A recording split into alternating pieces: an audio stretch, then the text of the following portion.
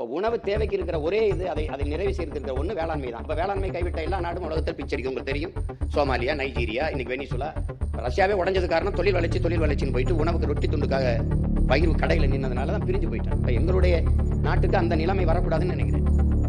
பிச்சை எடுக்கிற நிலைமை வைக்கக்கூடாதுன்னு நினைக்கிறேன்.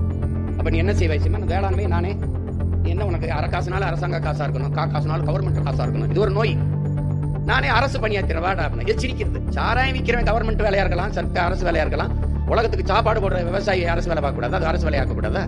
எங்க தாத்தா மாதாவரத்தில் ஒரு பால் பண்ண வச்சிருந்தாருல காமராஜ், அதுல எல்லாருமே வேலை செஞ்சது அரசு வேலை தானே.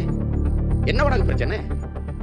குப்பை அல்றவன் அரசாங்க பணியா இருக்கலாம், இவன் அரசாங்க பணியா இருக்கலாம், சாராயம் ஊற்றி கொடுக்கணும் அரசாங்க பண்ணலாம், ஆடு மாட்டுக்கு ஊசி போடுற டாக்டர், வெட்டினியர் டாக்டர், கவர்மெண்ட் டாக்டர்.